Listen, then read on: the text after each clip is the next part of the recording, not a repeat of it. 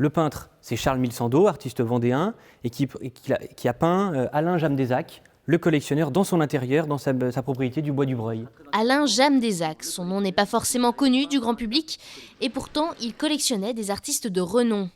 Charles Mille-Sandeau, Jean Launois, André Fray, au total 570 œuvres du XXe siècle mises en vente ici, pendant 2 jours. Le collectionneur Alain James-Desacq, qui était un vendéen, avait pour objectif principal de réunir tout un ensemble de tableaux uniquement d'artistes vendéens. Donc tous les artistes qu'on présente ici dans la vente sont vendéens, même s'ils sont allés un peu partout. Il y a des tableaux qui représentent le Maroc, d'autres l'Algérie, d'autres l'Indochine.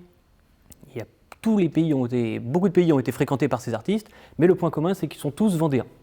C'est un vendéen qui collectionne des vendéens pour des vendéens. Adjugé 1200.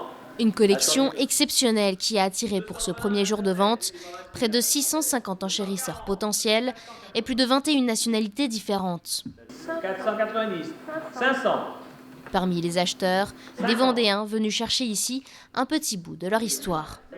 Alors en ce qui me concerne, ma grand-mère était donc de Soulan et était née Mille-Sandeau. Donc on a au début acheté le portrait d'une maraîchine parce qu'on s'est dit si on ne sauve rien, on aura au moins cela. Tous les autres qu'on voulait, ça grimpait, quoi. Et parmi ceux qui ont fait monter les enchères, le musée Charles Mille-Sandeau de Soulan. L'établissement a fait appel au droit de préemption à 12 reprises pour acquérir près de la moitié des œuvres signées Mille-Sandeau. Il y avait une 50aine d'œuvres en vente, on en a acquis une 20aine. Le musée fête ses 40 ans aujourd'hui, il a été inauguré en 1982 et donc on va proposer une année un petit peu spéciale autour de cet anniversaire.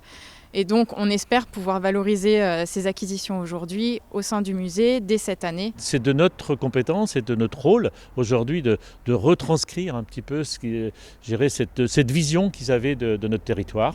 Et je pense que c'est important et vous faites bien de poser la question puisque aujourd'hui on a en Vendée, et vous le savez bien, on est riche d'artistes comme Mille-Sandeau et bien d'autres. À la fin de la première journée de vente, le commissaire-priseur s'estime satisfait puisque 94% des œuvres ont été vendues.